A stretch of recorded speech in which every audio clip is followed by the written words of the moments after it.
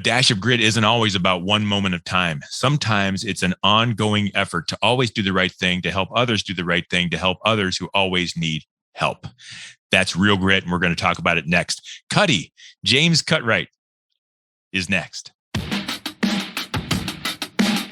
This is A Dash of Grit.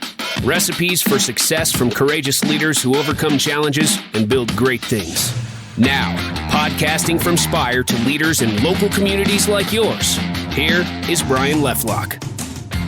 And let's get cooking. I love this show, Dash of Grit, because it means so many things to so many people. And sometimes we're in a position where we've really got to bear down and get going and get things done. Sometimes it's an ongoing thing, and sometimes it's a combination of both. And when you serve people, serve them in a giving and charitable and a growth-focused way, you're kind of always on call. You're always being gritty.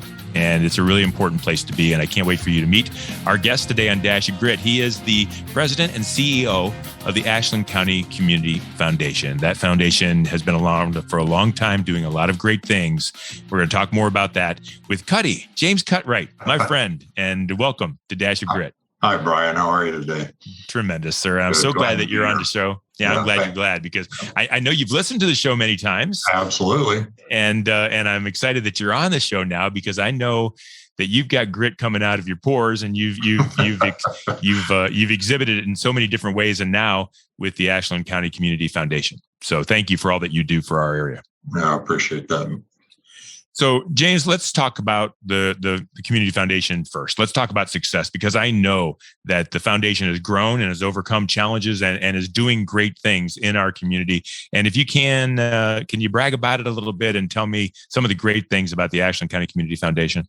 Sure. I'll just give you a real quick, brief history if I can. So a lot of times folks don't actually know what a community foundation is. And in fact, in times past, one of the most visited pages on our website was, what is a community foundation? So first of all, just explain a little bit about that, I think. And we're fairly young in terms of a community foundation. We're only 27 years old. The history of community foundations in this country go back over 100 years. And in fact, the very first community foundation was the Cleveland Foundation, believe it or not, in Cleveland, Ohio, founded in 1914. And so the whole concept of a community foundation is to be able to pool resources where ordinary folks can do those things that in times past only wealthy families may have been able to accomplish with their resources. So it's a really neat concept. The metaphor that I often use in a community is that we're like the charitable bank of the community. So if you think of a United Way organization where they are collecting charitable gifts and simply passing them through to the agencies that they serve, in a community foundation setting, we are saving the dollars that charitably minded folks are placing with us, investing those dollars, and then distributing from the proceeds of the earnings of those dollars back into the community in the form of grants, scholarships, those types of things. So in 1995 in Ashland County, we realized we were a little bit behind the curve. There were surrounding counties contiguous with Ashland that had community foundations in place for decades prior to that. So a strategic plan was done, and at the top of the list was the idea that we needed to create a community foundation to capture some of the wealth, frankly, that had been created in our community and provide that opportunity to assist those that may have needs. So that was the beginning of it in 1995. We had a very dynamic, iconic leader as our founding president, a lady by the name of Dr. Lucille Ford, who had a long history at Ashland University and as a leader in our community. And so she served in that position from 1995 until 2012. In 2007, I had actually joined as a board member on the Community Foundation board. And in 2012, the Succession Planning Committee simply reached out to me and said, you know, we need someone to succeed Dr. Ford. And we keep saying we kind of need somebody like Cuddy and somebody like that. And you said, hey, I know a guy. Yeah, right. And so I had served a long career in construction management of all things. You know, there are a lot of different pathways to positions like this. And 32 years in construction management, but a long history of serving on nonprofit boards. And so that particular committee felt like I was the right person at the right time. And honestly, Brian, once the opportunity was presented, then I didn't want anyone else to do it because I felt like I really knew what needed to happen with that. So retired from my prior career, and I'm in what's now called an encore career that I love. I love that. I love most people, successful go-getters, when they retire, they're not done. No, I don't know what I would do. It's not my vocabulary, honestly. Tell me a little bit, Cuddy. What are we doing now at the Community Foundation? You're giving X amount of dollars to X amount of organizations. Can you give me a brief snapshot of the impact that you're making in the community? Sure. So in this brief period, 27 years, we're really proud that we've given over $20 million back to the community in the form of grants and scholarships. So one of the things that we're primarily known for is a scholarship house, I guess. And so we're really proud that this past year, we just completed our scholarship grant making cycle. We're awarding 254 individual scholarships for just over $383,000. So making a tremendous impact in the areas of education. And so about 4 years ago, I tried to present an analysis to the board about various buckets of need that exist in the community. And I presented 4 different buckets, education being one of those, which we're doing an outstanding job of filling that bucket of need in our small county. Also the area of compassion, where we're feeding the hungry and providing necessities for folks that really have that need. But also I felt like we needed to do a better job with community improvement and in the areas of economic and workforce development. So the last couple of years, we really steered more dollars into those areas to try to bring about change in the community and move the community forward. And I'm interested, and then we'll get to some of the specific stories, but this is a relatively new foundation, and Dr. Lucille Ford did amazing things to get it zero to hero, right? I mean, brought it to where it is, and then you took over and took it to the next level. How much grit is required? How hard is it in a less than well-to-do community, for lack of better words? I mean, we've got our issues in Ashland, right? How hard is it to build up to a point where you're able to give back $20 million in resources? Was the money just waiting to come, or is it a lot of work to get it done? No, I mean, everything takes effort, obviously. And so the challenge was just trying to identify needs that exist. And then we often say that we're just trying to match people who care with causes that matter. So with Dr. Ford's background, she was an educator her entire career. And so scholarships were a big part of what she was promoting in our community. Right. And thankfully, that's why we have so many today for a relatively small community. But the impact, what I witnessed happening when I was sitting on the board for 5 years, and my observation was that the impact from a scholarship is really one student, one family, not a lot of visibility in the community. So I felt like if we could be doing more to make an impact that was more widely known, then that would attract donors to us to get engaged, get more involved. How can I pitch in? How can I help? And that has primarily been the case. When I came on board 10 years ago, we had 246 endowment funds, about $16 million. We currently have over 600 endowment funds for about $80 million. So it's been a tremendous arc of growth.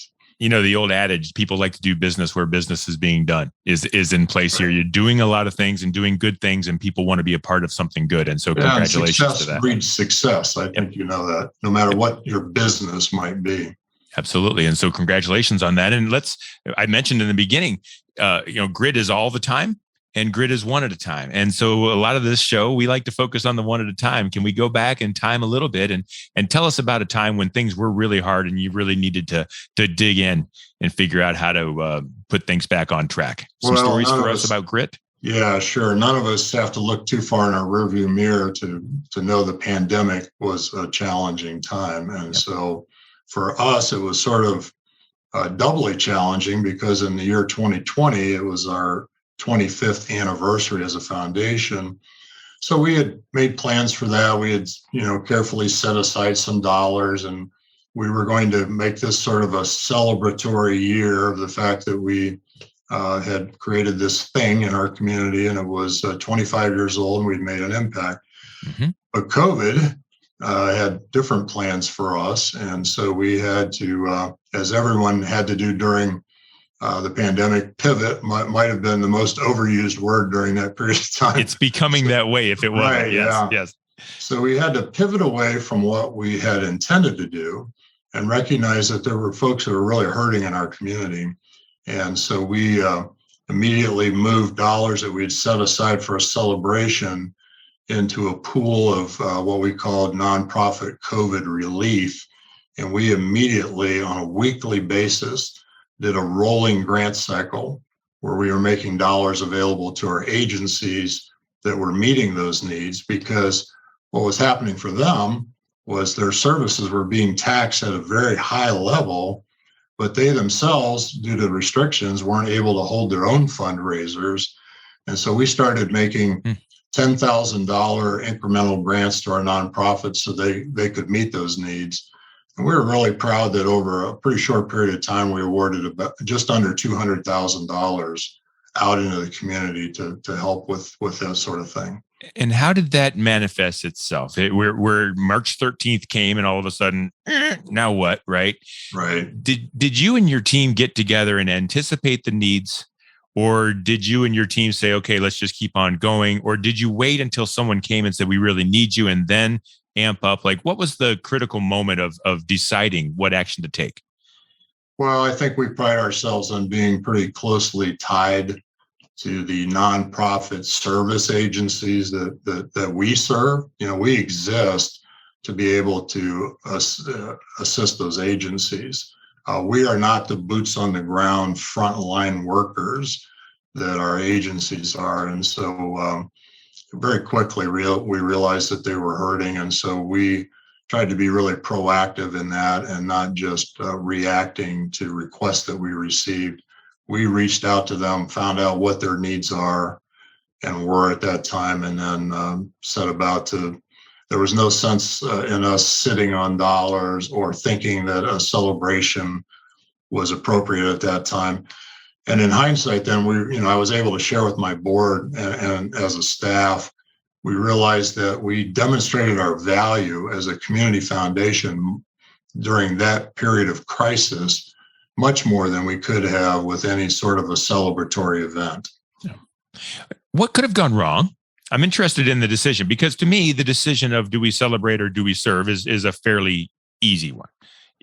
Maybe I'm wrong, but what could have gone wrong when you changed the method of how you distribute the funds, why you distribute the funds? What's the issue at stake there if things don't go the way you plan? Well, I think the community suffers. Obviously, those folks were losing jobs. We had our Salvation Army. We have a beautiful Croc Center, Salvation Army, Associated Charities, which is a little unique to the Ashland County community. Yes. I don't know that a lot could have gone wrong, to be honest, Brian. We were, the need was clearly there, and we were doing what we felt like we were supposed to be doing, which was to be good stewards of these dollars that we've been entrusted with. So it's the decision of how do we spend the dollars and how do we transfer the spend of the dollars? And were there other organizations? Were there other scholarship opportunities? Like what did you have to choose against? There's only, unless you have a money tree in the backyard, there's only X amount of dollars, and you choose to spend these dollars in that way. What's the adverse side of it? Who didn't get a couple of bucks that time? Was there an issue with that? Not really. I think we tried to concentrate on those agencies that were providing what we call basic human necessities. There are people, you don't think about it sometimes in our small counties, but there are people dealing with issues of hunger, and folks needed help with utility bills being paid or gasoline and that sort of thing. So that's how our dollars were getting used. And I think it's part of just having built that relationship of trust with the agencies that are on the front line, that we know that they're going to be using these dollars wisely. So we're normally really heavy on the accountability side, that if a donor wishes to make a grant or pass dollars through to an organization, we're going to make sure that money's spent the way that donor anticipated that to be happening. We eased up on the accountability side because we trust our agencies and we knew that they'd be doing the right thing with those dollars. And so you didn't have to have the reporting back, or no. This is an off the cuff question, but are there any examples during that time that your switch that you made and the investments that you made, specific examples of ways that you were able to impact change? You may not have those because I know that's not your job, but it's a question.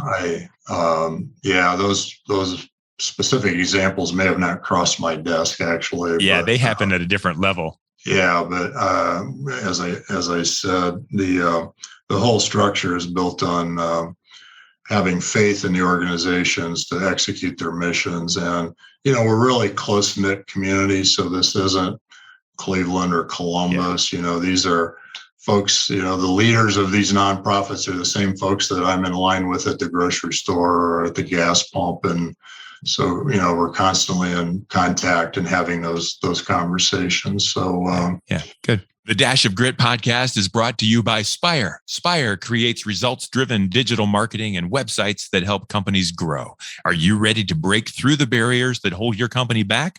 Take your growth higher with Spire. Learn more at spiread.com. And moving forward, how has that changed and that time? COVID changed things for everybody. How has that changed the way the Ashland County Community Foundation moves forward? Decisions that it makes.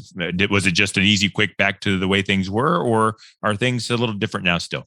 No, I think we're trying to be more aware. So every community foundation faces a challenge of having a lot of their assets are restricted by donors. So if you as a donor, you love the YMCA and you want to come in and create an endowment fund that's specific for the YMCA for them to receive designated distributions each year, we're happy to do that. The toughest money to get, honestly, is unrestricted dollars, where we can be a bit more proactive. And we've been successful in the past few years of growing that pool of dollars so that we as a board and staff can set aside, mini pools of dollars each year to be able to meet needs as they may change. Yeah. And so I think what that has inspired us to do is to be more conscious of that and to be a bit more careful, a bit more cautious about making sure that we always maintain a pool that would be available in an emergency or to provide that relief at the drop of a hat. Yeah. What's next? So we hope there's not another pandemic around the corner, but what are the next opportunities for Grit? What do you see coming up on the horizon for the Ashland County Community Foundation that you're going to have to overcome and accomplish to be able to even serve more and better in the future? Well, one of the really cool things that we have a group that we call our Women's Fund, and they are a group of ladies who form a steering committee, and they have stewardship responsibility over a pool of dollars that were given to us specifically to benefit women and children in the community.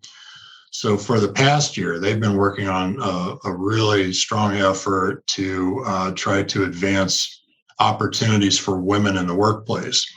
And so what they recognize as a significant barrier for women, particularly single moms, but families in general, is the need for affordable, available childcare in our community. And that's a challenge that every community faces, but it's tied to economic development because Mayor Miller, our economic development rep per se, is out drawing interest to our community. We had a fantastic announcement here recently that Charles River Labs is going to add 500 jobs with a new testing facility, a $200 million investment in our community.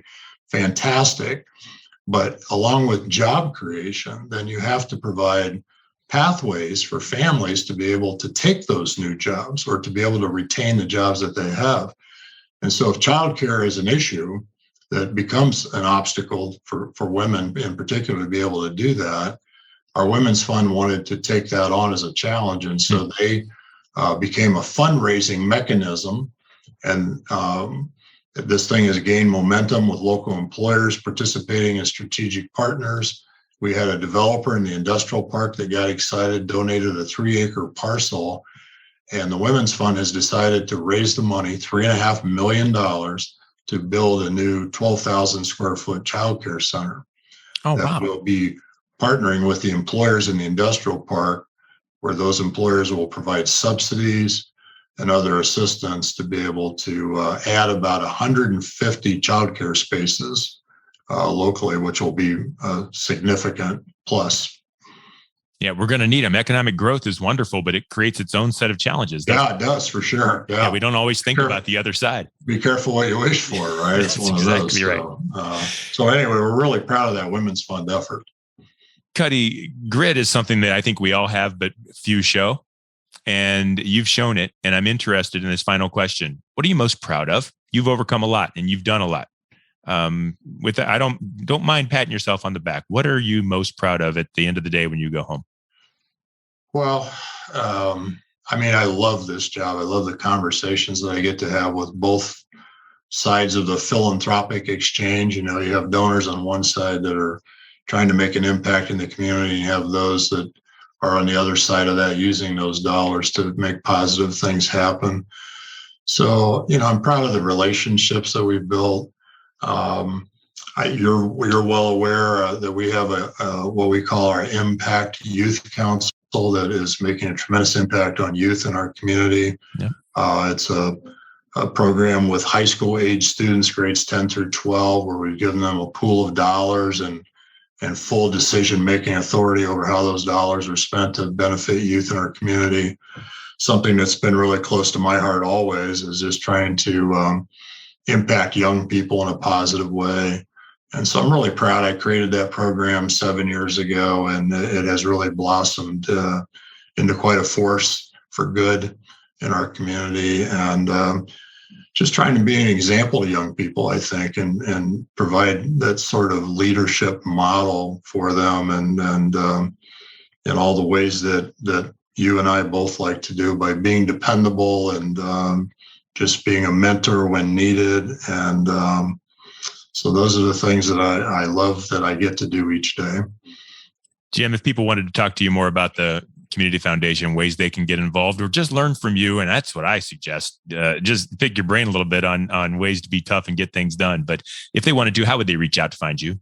Well, we're at 300 College Avenue in Ashland. We have a website, ashlandforgood.org. That's our new URL, ashlandforgood.org. Or you can reach me at my email, which is Cutty, Cutty, at ashlandforgood.org. Sorry. So, I would encourage anyone, if they'd like to know more about us, or if I can help in any way, please reach out.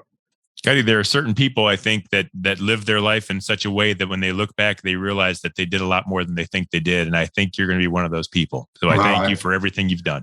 I appreciate that, Brian. Thank you. Thank you for being on the show. What you're doing, my friend. We love this program. Thank you. I appreciate that too. We will do so. And folks, if you'd like to hear more of these episodes, they are on dashofgrit.com or where you find your podcast, where you're listening right now. James Cuddy Cutright, CEO, Vice President of the Ashland Community Foundation, Ashland County Community Foundation. Thank you for being on the show, and thank you for being a guest on Dash of Grit. Thank you, Brian. Folks, stay gritty. We'll see you next week on Dash of Grit. This is a Dash of Grit. Recipes for success from courageous leaders who overcome challenges and build great things.